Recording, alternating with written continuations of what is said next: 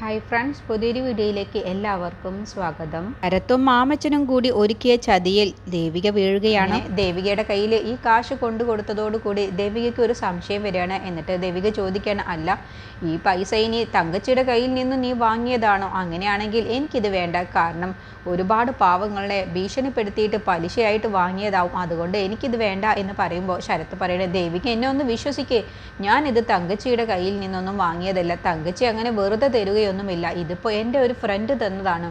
ഇനിയിപ്പോൾ വിശ്വാസമില്ലെങ്കിൽ എനിക്ക് ഈ പൈസ തിരിച്ചു തന്നേക്ക്. പക്ഷേ പിന്നീട് എന്നോട് വാടക ഒന്നും ചോദിക്കരുത്. അത് കേട്ടപ്പോൾ ദേവിക പറയാണ്, വാടക തരാതെ ഒന്നും നിനക്ക് ഈ വീട്ടിൽ താമസിക്കാൻ ഞാൻ സമ്മതിക്കില്ല. അതുകൊണ്ട് തൽക്കാലം ഈ കാശ് എൻ്റെ അടുത്ത് ഇരുന്നോട്ടെ എന്ന് പറഞ്ഞ് ദേവിക കാശ് റൂമിലേക്ക് കൊണ്ടുപോവാണ്. അപ്പോഴത്തേക്കും വിജിലൻസ് ഓഫീസർ അവിടെ എത്തുകയാണ്. എന്നിട്ട് മാമച്ചൻ ഓഫീസർമാരുമായിട്ട് മനോഹരൻ്റെ വീട്ടിലേക്ക് ചെല്ലട്ടോ. അപ്പോൾ മനോഹരൻ ചോദിക്കാൻ ആരാണെന്ന് ചോദിക്കുമ്പോൾ, ഞങ്ങൾ വിജിലൻസ് ഓഫീസർമാരാണ്. നിങ്ങളുടെ മരുമകൾ ദേവിക ഈ നിൽക്കുന്ന മാമച്ചൻ്റെ കയ്യിൽ നിന്ന് കൂലി വാങ്ങിയിട്ടുണ്ട്. അവരെ അറസ്റ്റ് ചെയ്യാനാണ് ഞങ്ങൾ വന്നിട്ടുള്ളത്. അപ്പോൾ മനോഹരൻ അങ്ങ് ഞെട്ടിപ്പോവാട്ടോ. അപ്പോൾ മാമച്ചൻ പറയണേ, എൻ്റെ ബില്ല് പാസ്സാക്കാൻ ഞാൻ ഒരാൾക്ക് പോലും ഒരു രൂപ പോലും കൈക്കൂലി കൊടുക്കാത്ത ഞാൻ എന്തിനാണ് നിങ്ങളുടെ മരുമകൾ ദേവികയ്ക്ക് കൈക്കൂലി കൊടുക്കണം? സത്യസന്ധമായി ജോലി ചെയ്യുന്ന കോൺട്രാക്ടറാണ് ഞാൻ. ഇവരെ കയ്യിൽ നിന്നും കാശ് വാങ്ങിയിട്ടാണ് ദേവികയ്ക്ക് കൈക്കൂലി കൊടുത്തത്. അതിലെ അവർ തേച്ചിട്ടുണ്ട്. അവരെ ഇന്ന് ഞാൻ ഒരു പാഠം പഠിപ്പിക്കുക തന്നെ ചെയ്യുമെന്ന് മാമച്ചൻ പറയട്ടോ. അപ്പം മനോഹരൻ പറഞ്ഞു, ഇല്ല, എൻ്റെ മോൾ അങ്ങനെ കൈക്കൂലിയൊന്നും ആരെടുത്തു നിന്നും വാങ്ങില്ല. വിജിലൻസ് ഓഫീസർ പറയണ, അത് നിങ്ങൾ തീരുമാനിച്ച പോരല്ലോ, ഞങ്ങൾ ആദ്യം ഈ വീടൊന്ന് സെർച്ച് ചെയ്യട്ടെ, എന്നിട്ട് ഞങ്ങൾക്ക് കിട്ടിക്കഴിഞ്ഞാൽ പിന്നെ ഞങ്ങൾ കാര്യങ്ങളൊക്കെ തീരുമാനമെടുത്തോളാം എന്ന് പറഞ്ഞ് അവർ വീട് മുഴുവനും സെർച്ച് ചെയ്യുകയാണ് കേട്ടോ. അങ്ങനെ മാമച്ചനും മനോഹരനും തനിച്ചാകുമ്പോൾ അമ്മച്ചൻ മനോഹരനോട് പറയണേ, ഞാൻ അവളോട് മര്യാദക്ക് അതിൽ ഒപ്പിടാൻ വേണ്ടി പറഞ്ഞതാണ്. അവൾ അപ്പോൾ അതനുസരിച്ചില്ല. അവൾക്ക് രാജ്യം നന്നാക്കണം. ഇവളെ ഇങ്ങനെ പാഠം പഠിപ്പിക്കാനാണ് ഞാൻ ഉദ്ദേശിച്ചത്. ഇനി അവൾ അനുഭവിക്കട്ടെ എന്ന് പറഞ്ഞുകൊണ്ട് മാമച്ചൻ പിന്നെ നേരെ വിജിലൻസുകാരുടെ അടുത്തേക്ക് ചെല്ലണം. അപ്പോഴത്തേക്കും ദേവികയും പ്രേയും മുത്തശ്ശിയൊക്കെ വരാട്ടോ. ശരത്തൊക്കെ ഉണ്ട്. എന്നിട്ട് ദേവിക പറയണേ, ഇല്ല, എൻ്റെ ഈ കാശ് എനിക്ക് ഈ കാശ് തന്നത് ശരത്താണ്. അവൻ വാടക കുടിശ്ശികയാണ് തന്നിട്ടുള്ളത്. അത് കേട്ടപ്പോൾ ശരത്ത്, ഇല്ല, ഞാൻ അവർക്ക് വാടക ഒന്നും കൊടുത്തിട്ടില്ല. ഇവരാണ് എന്നോട് പറഞ്ഞത് മാമച്ചൻ കോൺട്രാക്ടർ കുറച്ച് പൈസ തരും, ശരത്ത് നീ അത് പോയി വാങ്ങിച്ചുകൊണ്ട് വാ എന്ന് പറഞ്ഞു. ഞാനത് വാങ്ങിച്ചിട്ട് ഇവർക്ക് കൊടുക്കുകയും ചെയ്തു. അല്ലാതെ എനിക്കിതിലൊരു പങ്കുമില്ല. കേട്ടപ്പോൾ ദേവിക പറയണ, അപ്പോൾ നീ എന്നെ ചതിക്കുകയായിരുന്നല്ലേ? എനിക്ക് അപ്പോഴേ തോന്നിയതാണ് ഈ കാശ് വാങ്ങരുത് വാങ്ങരുത് എന്ന് എൻ്റെ മനസ്സ് പറഞ്ഞതാണ്. എന്നിട്ടും ഞാൻ നിൻ്റെ കയ്യിൽ നിന്നും കാശ് വാങ്ങി. ഇത് ചതിയായിരുന്നു എന്ന് ഞാൻ മനസ്സിലാക്കിയിരുന്നെങ്കിൽ ഞാൻ ഒരിക്കലും നിൻ്റെ കയ്യിൽ നിന്നും ആ കാശ് വാങ്ങില്ലായിരുന്നു. സാർ, ഇവരെന്നെ ചതിച്ചതാണ്. ശരത്തും മാമച്ചനും കൂടി എന്നെ ചതിച്ചതാണ്. ഇവരാണ് എനിക്ക് ഈ കാശ് കൊണ്ടു തന്നതെങ്കിൽ ഞാൻ ഒരിക്കലും ഈ കാശ് ഞാൻ വാങ്ങില്ലായിരുന്നു. ഇവരെന്നെ ചതിച്ചതാണ് സാർ. മാമച്ചൻ പറയണേ, ഇല്ല സാറേ, ഞാൻ അങ്ങനെ കള്ളത്തരം കാണിക്കുന്നവനല്ല.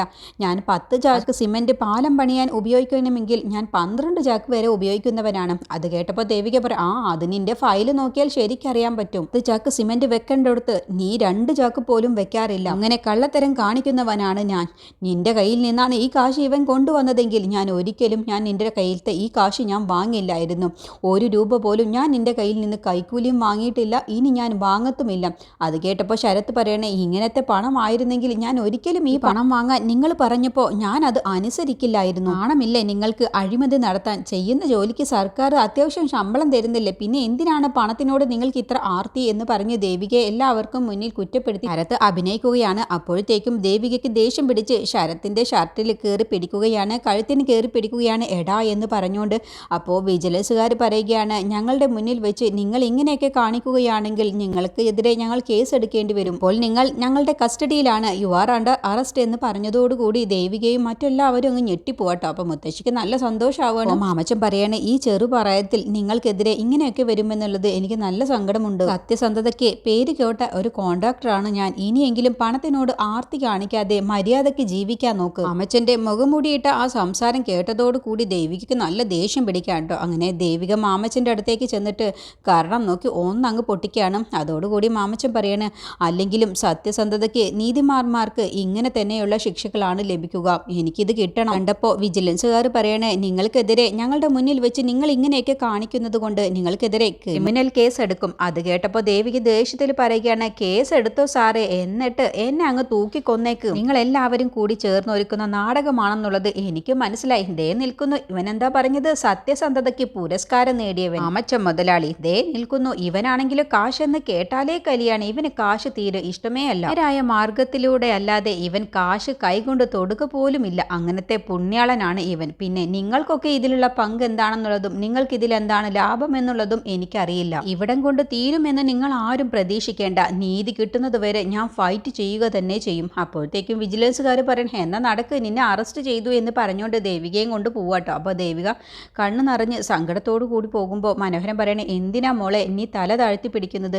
നീ തല ഉയർത്തി തന്നെ പിടിച്ചു പോവണം. നീ ഒരു തെറ്റും ചെയ്തിട്ടില്ല എന്നുള്ളത് ഞങ്ങൾക്കറിയാം, പിന്നെ എന്തിനെ നീ തല താഴ്ത്തണം? അങ്ങനെ ദേവികയെ അവർ അറസ്റ്റ് ചെയ്ത് കൊണ്ടുപോകാൻ കേട്ടോ. ഈ സമയം മനോഹരൻ പെട്ടെന്ന് തന്നെ ദേവികയെ കൊണ്ടുപോയപ്പോഴത്തേക്കും സിദ്ധുവിനെ ഫോൺ വിളിച്ച് കാര്യങ്ങളൊക്കെ പറയുകയാണ്. മാമച്ചനും ശരത്തും കൂടി ദേവികയെ ചതിച്ചതാണെന്നുള്ളതും കൈക്കൂലി കേസിലാണ് അറസ്റ്റ് ചെയ്തത് എന്നൊക്കെ പറഞ്ഞത് കേട്ടപ്പോൾ ദേവിക കൈക്കൂലി വാങ്ങാത്ത ആളാണല്ലോ, അത് തന്നെയാണ് സിദ്ധു ഞാൻ പറയുന്നത്. അതുകൊണ്ട് മോളെ എങ്ങനെയെങ്കിലും രക്ഷപ്പെടുത്തണം. അച്ഛൻ ഒന്നുകൊണ്ടും വിഷമിക്കേണ്ട, ഞാൻ പൊയ്ക്കോളാം. എന്തായാലും പ്രിയോട് എൻ്റെ ഓഫീസിലേക്കൊന്നും വരാൻ പറ, പിന്നെ ദേവികയുടെ ആധാർ കൂടി എടുക്കാൻ പറ എന്ന് പറഞ്ഞുകൊണ്ട് പെട്ടെന്ന് തന്നെ സിദ്ധുവും വീട്ടിൽ നിന്ന് ഇറങ്ങുകയാണ്. അപ്പോഴാണ് ചന്ദ്ര വരുന്നത്. എന്നിട്ട് ചന്ദ്ര പറയണേ, സിദ്ധുവിടെ എവിടേക്കാണ് പോകുന്നത്? ഞാൻ പുറത്തേക്ക് പോകുന്നത് നീ കണ്ടില്ല? എങ്കിൽ ഞാൻ കൂടി ഉണ്ട് സിദ്ധുവേട്ടനോടൊപ്പം. ഇല്ല, നീ ഒന്നും വരേണ്ട ആവശ്യമില്ല, അങ്ങനെ പറഞ്ഞാൽ പറ്റില്ല, ഞാൻ സിദ്ധുവേട്ടൻ്റെ കൂടെ വന്നിരിക്കും എന്ന് പറഞ്ഞ് സിദ്ധുവിൻ്റെ കയ്യിൽ കയറി പിടിക്കാണ്ട്. അപ്പോഴത്തേക്കും സിദ്ധുവിന് ദേഷ്യം പിടിച്ച് ചന്ദ്രയെ ഒരു തള്ളങ്ങ് വെച്ച് കൊടുക്കുകയാണ്. അപ്പോൾ ഇതെല്ലാം പ്രേമ കാണുന്നതാണ് കേട്ടോ. അങ്ങനെ സിദ്ധു പോയി കഴിഞ്ഞ ശേഷം ചന്ദ്രയുടെ അടുത്തേക്ക് പ്രേമ വന്നിട്ട് പറയണേ, നിനക്ക് വല്ല നാണവും ഉണ്ടോടി? എന്തിനാടി നീ അവൻ്റെ പുറകെ ഇങ്ങനെ നടക്കുന്നത്? ഞാനേ ആ പോയ ആളുടെ ഭാര്യയാണ്. ഭാര്യയോ? അതെ, എൻ്റെ ഭർത്താവാണ് ആ പോയത്. അപ്പോൾ പിന്നെ എനിക്ക് പോകാനുള്ള അവകാശമുണ്ട്. ദേ എന്നെ കൊണ്ട് ഓരോന്ന് പറയിപ്പിക്കാൻ നിൽക്കണ്ട. ഒരു ഭർത്താവ് വന്നിരിക്കുന്നു. നിൻ്റെ കള്ളത്തരമൊന്നും എന്നും എക്കാലത്തും മറച്ചു വെക്കാമെന്നൊന്നും നീ കരുത. ഞാൻ എന്ത് കള്ളത്തരം കാണിച്ചു എന്നാണ് നിങ്ങൾ പറയുന്നത്? ദേ നീ എന്നെക്കൊണ്ട് കൂടുതലൊന്നും പറയിപ്പിക്കാൻ നിൽക്കണ്ട. അപ്പോൾ നിങ്ങളുടെ ഈ ദ്രോഹമൊക്കെ എനിക്ക് കുറച്ചു കാലം സഹിച്ചാൽ മതിയല്ലോ, അത് കഴിഞ്ഞാൽ ഞങ്ങളുടെ ഡിവോഴ്സ് നടക്കുമല്ലോ. അപ്പോൾ പിന്നെ ഞാൻ ഈ വീട്ടിൽ നിന്നങ്ങ് ഇറങ്ങിപ്പോയിക്കോളാം. നീ ഇറങ്ങിയില്ലെങ്കിൽ നിന്നെ ചവിട്ടി പുറത്താക്കും. അത്രയ്ക്ക് അഹങ്കാരമൊന്നും നിങ്ങൾ പറയണ്ട. എനിക്ക് എപ്പോൾ വേണമെങ്കിലും എൻ്റെ ഈ ഒരു അഭിപ്രായത്തിൽ നിന്നും പിന്മാറാൻ കഴിയുന്നതേ ഉള്ളൂ. എനിക്ക് ഡിവോഴ്സ് വേണ്ട എന്ന് പറഞ്ഞാൽ നിങ്ങൾ എന്ത് ചെയ്യാനാണ്? നിങ്ങൾക്കാണെങ്കിലോ ബുദ്ധിയുമില്ല ഓർമ്മയുമില്ല എന്ന് പറഞ്ഞപ്പോൾ പ്രേമ പറയാണ്, എക്കാലത്തേക്കും എല്ലാവരെയും പറ്റിക്കാമെന്ന് നീ ഒരിക്കലും കരുതണ്ട. നാൾ കള്ളനെ ഒരു നാൾ പിടിക്കപ്പെടും എന്ന് പറഞ്ഞുകൊണ്ട് പ്രേമ പോകുമ്പോൾ ഇവരെന്താ ഇങ്ങനെ സംസാരിക്കുന്നത് എന്നുള്ള ഭാവത്തിൽ സംശയത്തോടു കൂടിയാണ് ചന്ദ്ര നിൽക്കുന്നത്. പിന്നീട് തങ്കച്ചി ഫോൺ വിളിക്കുകയാണ് ചന്ദ്രയുടെ ഫോണിലേക്ക്. എന്നിട്ട് ദേവികയെ അറസ്റ്റ് ചെയ്ത് കൊണ്ടുപോയ കാര്യം നല്ല സന്തോഷത്തിൽ പറയണം. കേട്ടപ്പോൾ ചന്ദ്ര പറയണേ, വിഷ്ണുവിന് ജാമ്യം കിട്ടിയതാണ്, ഇനിയിപ്പോൾ അവൾ അകത്താവാനാണ് പോകുന്നത്. ഇനി കുറേ കാലത്തേക്ക് അവളെ കൊണ്ടുള്ള ഒരു ശല്യവും ഉണ്ടാവില്ല. അപ്പോൾ അവൾക്ക് ജാമ്യം കിട്ടില്ല എന്നുള്ളത് ഉറപ്പല്ലേ തങ്കച്ചി? ഉറപ്പായും അവൾക്ക് ജാമ്യം കിട്ടില്ല. കൈക്കൂലി കേസാണ്, അതുകൊണ്ട് വിജിലൻസുകാരല്ലേ അവളെ അറസ്റ്റ് ചെയ്തിട്ടുള്ളത്. അവൾക്ക് ഉറപ്പായും ജാമ്യം കിട്ടില്ല. അവൾ അകത്ത് പോയാൽ എല്ലാവരും ഒന്ന് തളരും. ഈ ഒരു ഗ്യാപ്പിൽ വേണം നീ ആ സിദ്ധുവിൻ്റെ മനസ്സിൽ കയറി പറ്റാനും. അത് കേട്ടപ്പോൾ ചന്ദ്ര, അതൊന്നും നടക്കാൻ പോകുന്നില്ല. എന്തുകൊണ്ട് നടന്നൂടാ? നിനക്ക് അവൻ്റെ മനസ്സിൽ കയറി പറ്റ നല്ലൊരു അവസരമാണ്. നിന്നെ വേണ്ട എന്ന് വെച്ചാൽ സിദ്ധു തന്നെ നിന്നെ വേണമെന്ന് പറയിപ്പിക്കണം. അതിനുള്ള കഴിവൊക്കെ നിനക്കുണ്ട്. എന്തുകൊണ്ടും നല്ലത് സിദ്ധു തന്നെയാണ്. വിഷ്ണുവിനേക്കാളും എന്തുകൊണ്ടും യോഗ്യൻ സിദ്ധുവാണ്. സിദ്ധുവിനെ എങ്ങനെയെങ്കിലും സ്വന്തമാക്കാൻ വേണ്ടി നോക്ക് എന്ന് പറഞ്ഞിട്ടാണ് കേട്ടോ തങ്കച്ചി ഫോൺ വയ്ക്കുന്നത്. അങ്ങനെ പിന്നെ ചന്ദ്ര നേരെ അച്ഛൻ്റെയും രംഗൻ്റെ അടുത്തേക്ക് ചെല്ലാണ്. അപ്പോൾ പ്രേമ ഇതെല്ലാം കാണുന്നുണ്ട് കേട്ടോ. എന്നിട്ട് ചന്ദ്ര നല്ല സന്തോഷത്തിൽ പറയണ, ആ ദേവികയെ അറസ്റ്റ് ചെയ്തു. കൈക്കൂലി കേസിലാണ് ഇപ്പോൾ അറസ്റ്റ് ചെയ്തിട്ടുള്ളത്. ഇപ്പം മീഡിയക്കാരെല്ലാവരും അറിഞ്ഞിട്ടുണ്ടാവും. ഞാൻ പറഞ്ഞില്ലേ നിങ്ങളോട്? നിങ്ങൾ ആരും പറഞ്ഞപ്പോൾ വിശ്വസിച്ചില്ലല്ലോ. ഇതാണ് അവളുടെ യഥാർത്ഥ സ്വഭാവം. അപ്പോൾ രംഗം പറയണ, ഇത് എന്തോ ചതി തന്നെയാണ്. ഒരിക്കലും ദേവിക അങ്ങനെയൊന്നും ചെയ്യില്ല. അതൊക്കെ നിങ്ങളുടെ വെറും തോന്നലാണ്. അപ്പോൾ ആൾ ശരിയല്ല എന്ന് പറഞ്ഞപ്പോൾ നിങ്ങൾ ആരും വിശ്വസിച്ചില്ലല്ലോ. അപ്പോഴും എന്നെയല്ലേ നിങ്ങൾ കുറ്റം പറഞ്ഞത്? അല്ലെങ്കിൽ ശ്രുതി കെട്ടിയ താലിയുമായിട്ട് എൻ്റെ ഭർത്താവ് സിദ്ധുവേട്ടൻ്റെ ഒപ്പം അവൾ നടക്കില്ലല്ലോ. അവളുടെ അമ്മായിയമ്മയെ കാണാഞ്ഞിട്ട് എത്ര ദിവസമായി? ഇതുവരെയും കണ്ടെത്താൻ വേണ്ടി അവളൊരു ചെറുവിരൽ പോലും അനക്കിയില്ല. അവളെങ്ങാനും ഈ വീട്ടിലേക്ക് കയറി വന്നാലേ ഈ വീട് മുഴുവനും നശിക്കും എന്ന് പറഞ്ഞ് ദേവികയെ ഒരുപാട് കുറ്റപ്പെടുത്തുമ്പോൾ അച്ഛൻ പറയണ, മതി, പറഞ്ഞത് നിർത്തിയേക്ക്. ദേവികയെക്കുറിച്ച് പറയാനുള്ള ഒരു അർഹതയും യോഗ്യതയും നിനക്കില്ല. ദേവിക ആരാണെന്നുള്ളത് ഞങ്ങൾക്ക് നല്ലതുപോലെ അറിയാം. പിന്നെ നീ പറഞ്ഞല്ലോ ശ്രുതിയുടെ താലി കഴുത്തിലിട്ടുകൊണ്ടാണ് സിദ്ധുവിൻ്റെ പുറകെ നടക്കുന്നത് എന്ന്. നീയും അത് തന്നെയല്ലേ ചെയ്യുന്നത്? സിദ്ധു കെട്ടിയ താലി പോലും നിന്റെ കഴുത്തിലില്ല. എന്നിട്ട് നീയും വിഷ്ണുവും കൂടി ഒരു ഓഫീസ് തുടങ്ങാൻ പോയില്ലേ? അതുകൊണ്ട് നീ വല്ലാതെ ദേവികയെക്കുറിച്ച് പറയണ്ട എന്ന് രംഗനും കൂടി ചേർന്ന് പറയാം കേട്ടോ. അപ്പോൾ ഇല്ല, ഞാൻ പറയുന്നില്ല. എന്തായാലും ഞാൻ നിർത്തി. എന്തായാലും ഇപ്പോൾ ഞാൻ പോകുന്നത് കോടതിയിലേക്കാണ്. അവളെ കോടതിയിൽ വെച്ച് പോലീസുകാർ അറസ്റ്റ് ചെയ്ത് റിമാൻഡ് ചെയ്യുന്നതൊക്കെ എനിക്ക് കാണണം എന്ന് സന്തോഷത്തോട് പറഞ്ഞ് ദേവി പോകുന്നത്. അത് കേട്ടപ്പോൾ പ്രേമയ്ക്ക് നല്ല വിഷമാവുന്നുണ്ട് കേട്ടോ. ദേവികയെ അറസ്റ്റ് ചെയ്തു, ഇനി റിമാൻഡ് ചെയ്യും എന്നൊക്കെ പറഞ്ഞത് കേട്ടപ്പോൾ അങ്ങനെ പ്രേമ വിഷമത്തോടു കൂടി അവിടെ മാറി നിൽക്കുന്നുണ്ട്. അങ്ങനെ രംഗനും അച്ഛനും കൂടി സംസാരിക്കുകയാണ്. ഇല്ല, ഒരിക്കലും ദേവിക അറസ്റ്റ് ചെയ്യാനൊന്നും പോകുന്നില്ല. ദേവിക ഒരു തെറ്റും ചെയ്തിട്ടില്ല. അവളെ ചതിച്ചതാണെന്നുള്ളതൊക്കെ മനസ്സിലായിക്കോളും. അച്ഛൻ പറയാണ്, അവൾക്ക് ജാമ്യം കിട്ടാനൊന്നും സാധ്യതയില്ല. റിമൈൻഡ് ചെയ്യാനാണ് സാധ്യത. കാരണം കൈക്കൂലി കേസാണ്.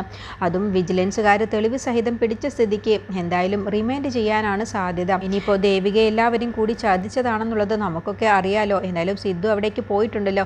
എന്തെങ്കിലും സഹായത്തിന് രംഗ നീ കൂടി വേണം, നീ കൂടി അവിടേക്ക് ചെല്ല് എന്ന് പറഞ്ഞ് രംഗനെ പറഞ്ഞു വിടാൻ കേട്ടോ. അപ്പോൾ ഇതൊക്കെ കേൾക്കുന്ന പ്രേമയ്ക്ക് നല്ല വിഷമാവാണ്.